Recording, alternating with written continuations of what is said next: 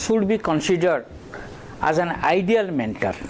You have many mentors, many mentees, but the characteristics of an ideal mentors are the mentors should always be available. Mentee should not complain that, oh, I went to meet my guide, he was not there, something like that.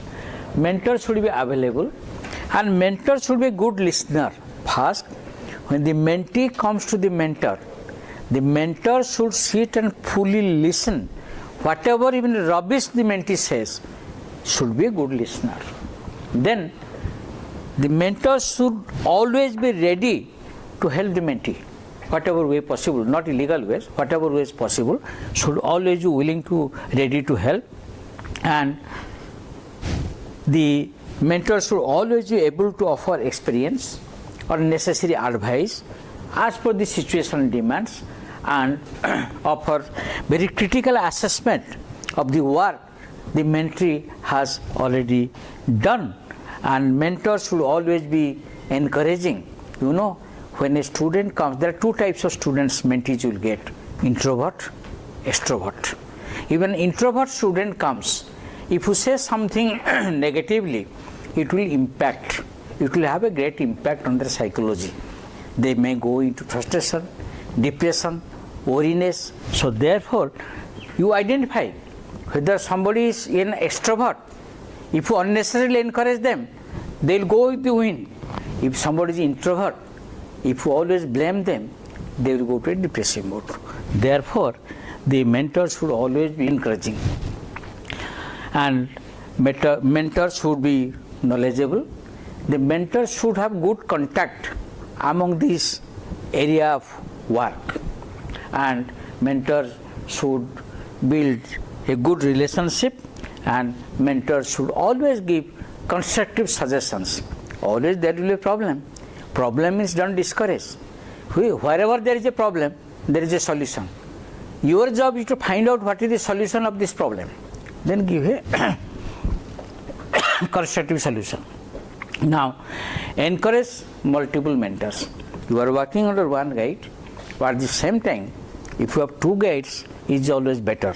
This is especially in multidisciplinary or interdisciplinary work. You can have more than one mentor. And multiple mentors can satisfy the diversity of needs of a mentee. The mentoring can occur in a variety of places within the research group. Every mentor has a his or her own research group, and within the institution also, and within outside the institution also. Suppose you are working in one department with one mentor, nothing prevents you to interact with another institution with another mentor. Now, mentoring is not time bound. Sometimes mentoring is lifelong. As I said, I have been a lifelong mentor to my PhD students. Okay, it can be lifelong, and an ideal mentor should guide at all stages of their career during PhD or even during the postdoctoral work, and they should defend the mentee also, and subsequent career path like job finding, changeover, etc. if possible and if ethically correct, the mentor can help. Then there are many benefits of a good mentoring, like academic success and creates sense of support. Then also you can better relationship at networking, contributes to sense of community, better career choices, sense of responsibility, and finally develop future leaders. So there are many benefits of the mentor also.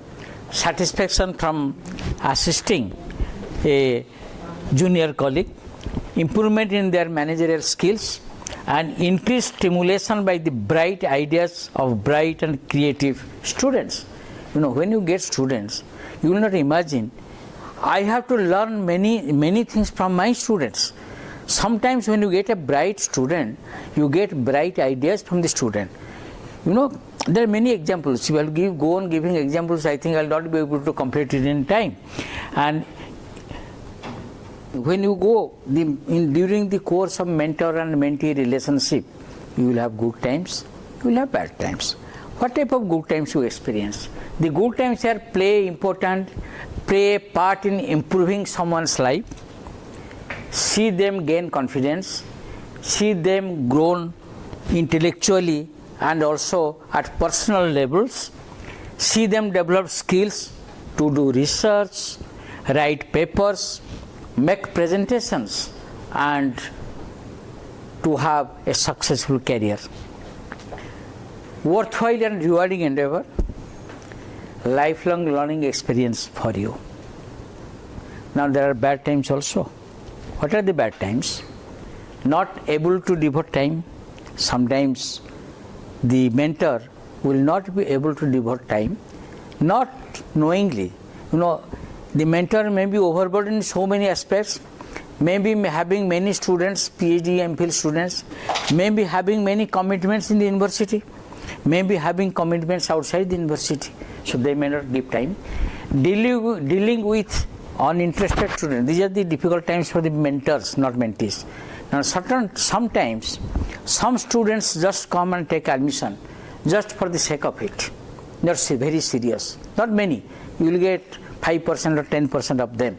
So dealing with uninterested students, then shortcut. I always say never adopt any shortcut method.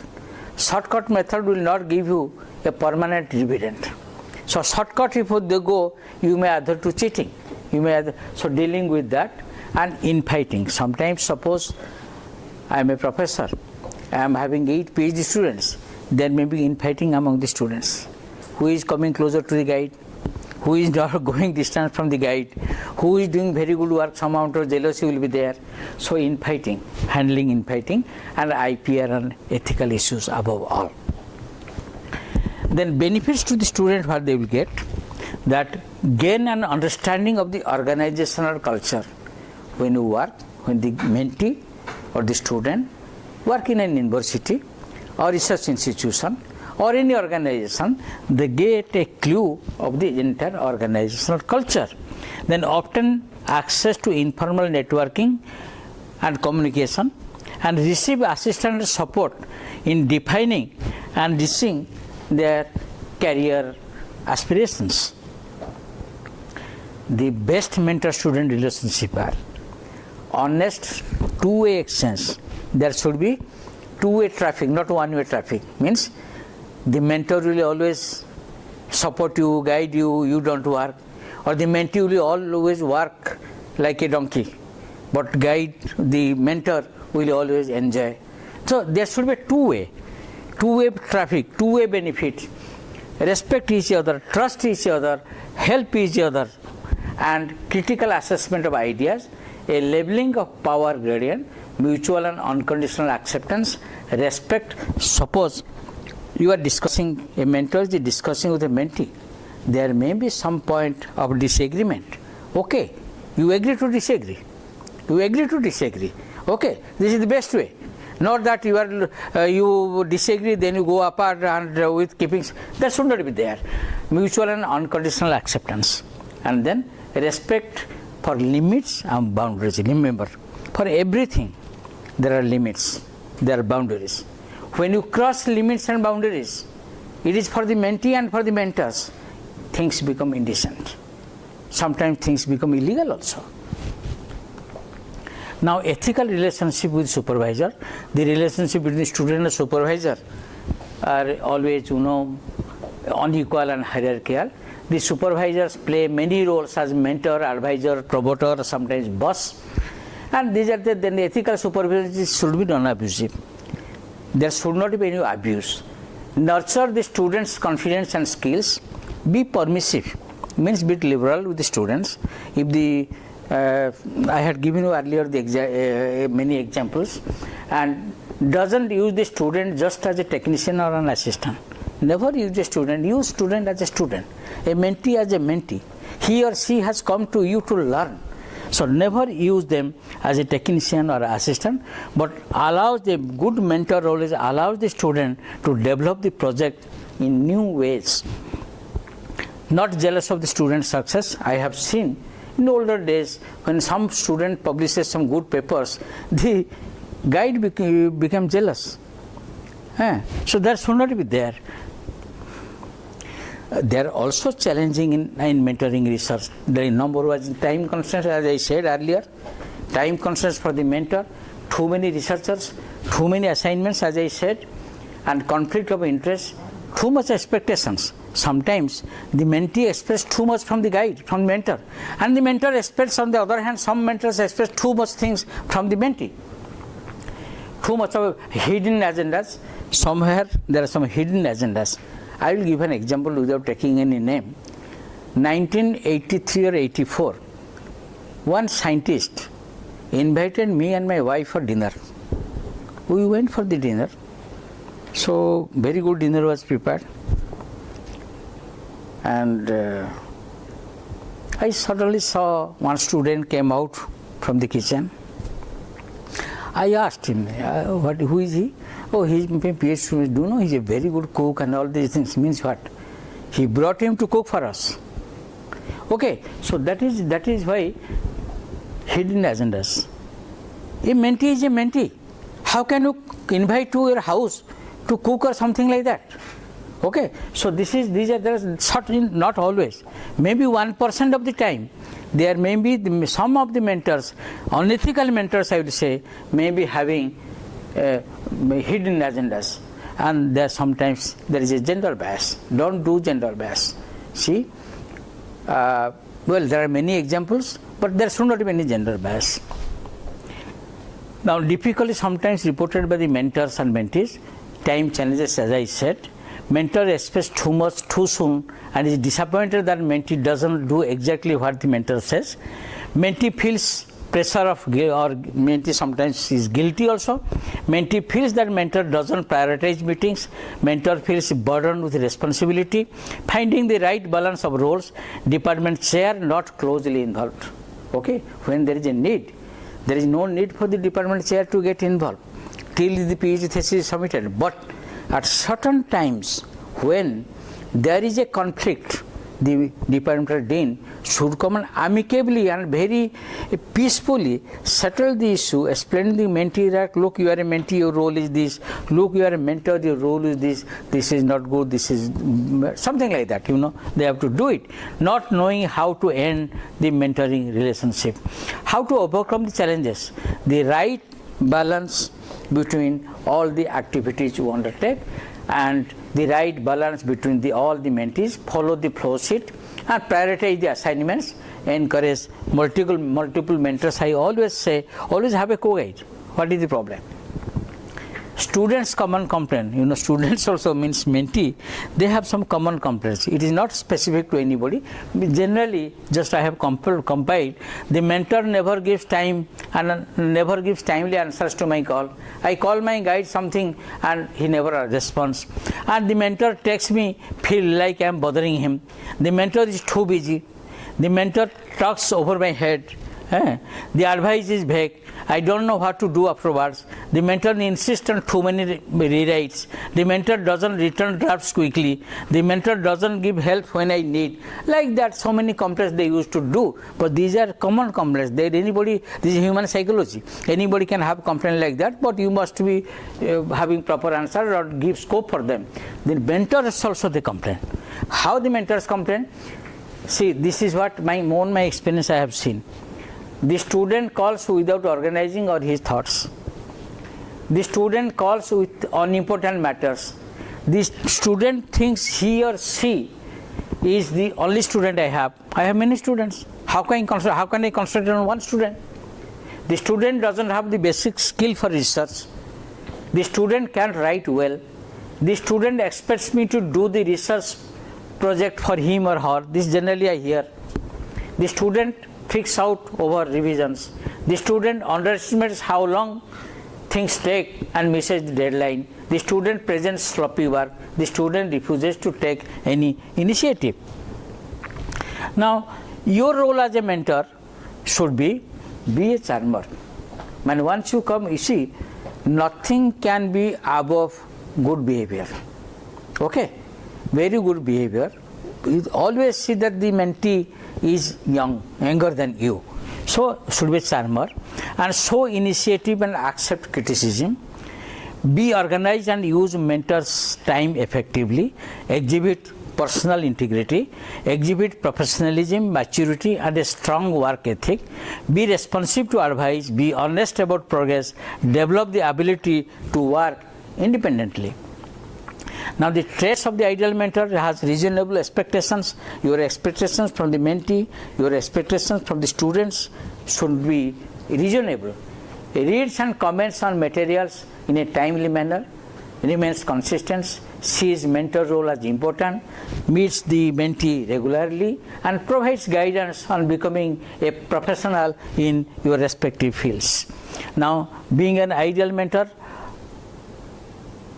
observe common courses, keep every appointment, if you have fixed up an appointment, keep to that, and come to the meeting on time, listen, don't interrupt when the mentee is telling you something, listen what he or she is telling, and then take notes, come prepared, and what exactly do you need, bring your materials. So you should be very frank when you are meeting your mentor, every time you meet your mentor, keep a note of it, keep the note, point of discussion, points discussed, something like that.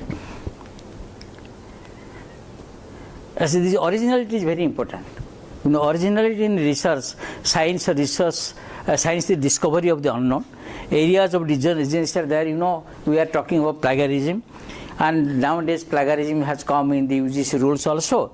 So there are many faulty data, misleading authorship, so many things are there, poor data, and there are many, if you go through the literature, there are many punishments have been given in USA for plagiarism and for cheating in research. These are the many examples where people are sentenced for several years of jail and so many things because of that. And now publishing. The mentee should be trained to know the art of collecting, collating, correlating, analyze, and packaging the data. This is what I always say, the art of packaging, which is very important in any type of research you undertake, be it literature, be it humanities, be it social sciences, be it science, engineering, technology, whatever. And train to select the appropriate journal, informed about the impact factor, citation index, and H index. They should know about this, because nowadays things are becoming more measurable. And things are, scientometric indices are there. So the students should know about what is the citation index, what is impact factor, which are good journals in our subject, which are the best journals in our subject, and these are all the things you have to see. And what are the predatory journals nowadays? It has come to a place, don't never publish it. So these publication ethics must be told to the mentees.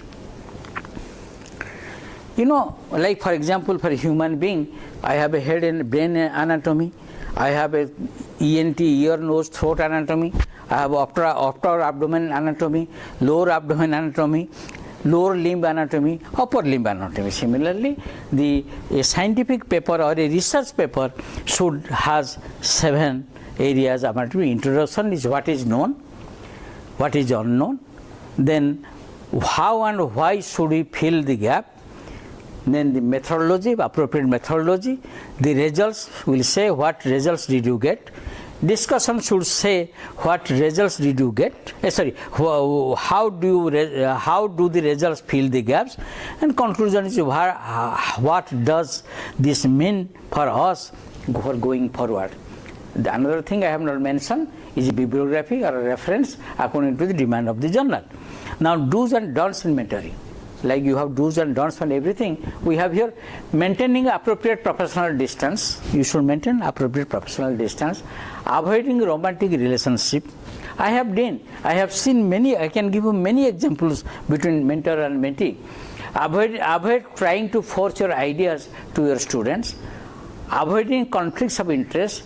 Avoiding financial involvement is the most important. So these are the do's and don'ts of the mentoring. Now, after the program ends, your PhD program ends, or your MPhil program ends, or your project period ends, many relations come to a natural end. And when a mentee learns enough to be independent from specific mentors, new mentoring relationships with the others may be more beneficial. Okay, in certain cases, not in all, these are all generalized things. Okay, and pilot program will assess how mentoring met needs of both mentees and mentees. Now, assessing the scientific activity, this is very important. The mentors should train their mentees in this line, maybe PhD, maybe postdoc or whatever. Number one is personal judgment. If you ask me, how to judge a person according to publication or research, I will say, you read the paper and you judge it. But there are impersonal quantifications like scientometrics, the study of the measurement of scientific and technology progress, citation indices and so many things. It came in 1955, Science Citation Index and Web of Science. But now the journal impact factor has come later on. This is how the journal impact factors is done, and subject variation in impact factors. So you say impact factor. You see it varies according. You cannot take one parameter for everybody, all subjects. Every subject has different impact factors to be judged. According to a mean taken in 1998, see, for life sciences, if somebody publishes in a journal with impact factor more than 3, is considered as a good paper. Earth sciences, more than one subject, any journal you publish more than 1.1 is considered as a good paper. Physics 1.5, chemistry and chemical engineering 1.5, mathematics, computer science 0.5. Yes, if you publish a paper in a journal having 0.5 in mathematics, is considered as a good paper, very good paper. Ranking, how you do, you always say, the government always says that why our universities are not coming on the top 500 or top 200 of the global ranking. How it will come, you tell me. The ranking depends mainly on these parameters. Nobel laureates. Okay. How many Nobel laureates are working in your university? This is one parameter. Then papers in nature and science. How many papers your university has published in nature and science? Okay. Third one, highly cited researchers. Very highly cited researchers means H index, very high. How many you are having? Okay. I am not asking questions to this university. I am asking, these are the parameters taken for the global ranking. And articles in SCA and social sciences in CI, academic performance per faculty. So these are the categories which are taken. Now in 2004 in Nature, you can see the you can see the USA 62%, they contribute share of top 1% cited publication. USA 62.76, India 0.54. Look at our counterpart China 0.99. Look at South Korea 0.78, more than us. Poland 0.61. So ours is only 0.54. Now how you quantify, compare the performance? As I have told you, the impact factor, subject wise, that impact factor has to be taken. Then whatever is the impact factor, your citation index will not vary. Your H index will not vary. So it will be total number of papers that you have published, total citation, average impact factor, H index, average impact will be comparative to the subject wise, then H index, and more popularly now they are taking I-10 index. Okay. So for example, why they are taking I-10 index? H index. If I publish 40 review papers, my H index will be 40 within 2 years or 3 years. But my I-10 index will not go, will you also be 40 or 50? So until and unless you, so I-10 index will give one idea about the quality of publications. So these are the parameters are taken. Now, so long-term impact, this is a compilation. I had taken it to somebody, I don't remember. If the H index is 20, after 20 years, he is a successful scientist. Okay. After 20 years of your work, if your H index is 20, you are a successful scientist or a successful researcher in other subjects. H index 40 above 20 years, outstanding scientist or outstanding researcher. H index 60 after 20 years or H index 30 after 30 years, truly unique individuals. Okay. And the general prescription is there in USA. If your H index is around 12, you can get a tenure track position in US university. If the H index is between 15 and 20, then fellowship of the American Physical Society, you will be eligible. I don't say that you will get it. You will be eligible for that. If the age index is more than 40, US National Academy of Sciences. Now, somebody has taken the average age index in Nobel laureates in physics for last 20 years. They have seen that the median age index was 35. It is not the age, what I want to say, it is not the age index which gives Nobel Prize. Age index means that 35 means what? 35 papers are quoted 35 times at least. But Nobel Prize is given on one paper, which is giving the greatest finding. So this is what I wanted to say. Now the patent scenario in India. See, you might have come across an article which was published that a total number of 45,444 patents are filed during 16 and 17 in the country, of which 71% were filed by the foreigners. Okay? Remember, 45,000 patents, out of which 71% patents were filed by the foreigners. Around 120 good labs in India, 15 DRDO, 40 in Institute of Science, 23 IITs and 6 in ISRO together filed 781 patents out of 45,781. Okay. Now what is the reason? The reason is the lack of patent culture in India. That patent culture has to be cultivated in India to compete with them. If India is to be a global knowledge hub, it needs to create a local ecosystem for cutting-edge research and development. Now, through brain drain, though the brain drain has been reduced drastically, brain rusting has become a problem. You know, we are telling of brain drain, people are going out, now then we are inviting people from abroad, they are coming here, now the brain rusting, their brain is rusting here. You are getting, establishing a new university, getting equipments is given, and you are establishing, there is no maintenance money after 10 years, or 20 years, after 25 years, the university becomes a graveyard, the particular department becomes a graveyard of the equipments. So then, mathematics do not write proposals like chemistry.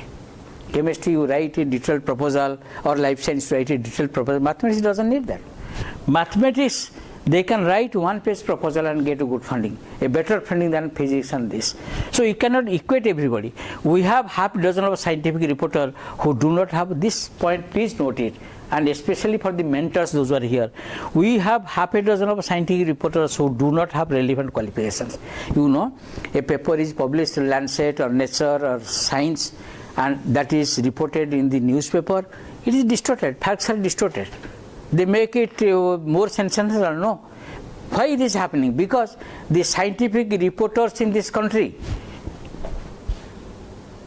they do not have the relevant qualification. Okay, so that is why every PhD student should write at least one popular article. This is what I say. And this way, you can develop a culture. If you write a popular article, scientific writing for common people can be developed. Universities should not become graveyards of sophisticated equipment, as I have told you. Now to conclude, there is no magic set of evidence-based best practices. You have to develop yourself. Hopefully the ideas about best practices presented here will promote useful discussion throughout the meeting and beyond. And you know, how many of you heard about Ronald Rumsfeld? I told you in the last thing also. Ronald Rumsfeld, he was a defense advisor to American president, not one, consecutive 3 American presidents. So after that, what he did, he developed some theory for war theory, you know. And those theory what he has developed was taken by the editor of a very reputed journal. He wrote an editorial. This Donald Rumsfeld theory is also applicable to research. What you are doing in research? What you are doing in research is this: known, unknown. These are the things we know that we know. These are known knowns. We know these are the things we know that we know. 2 plus 2 plus 3 is 5. We know it, that we know it. Then known unknowns. That is to say, there are things that we know, we do not know. We know these things we don't know about that. We know this. unknown unknowns. There are things we do not know that we do not know. After these three things was developed by Ronald Rumsfeld, and this was they say this is applicable to science by the science editor. Then he added one. In addition to the three theories of Ronald Rumsfeld, there is another one. What is that?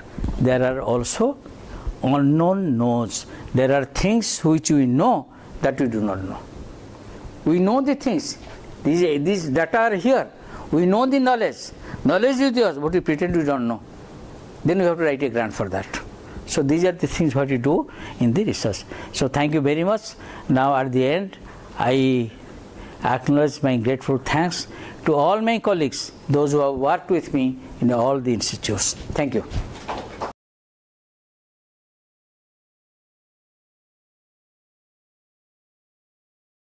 On behalf of MOOCs-ICT team of CUTN, I would like to thank Professor A.P. Das for this highly timely and required course and lecture on mentoring research, because all of us, I think, are thrust into the jobs of mentors as research advisors without really being given an advice to us as to how to be mentors.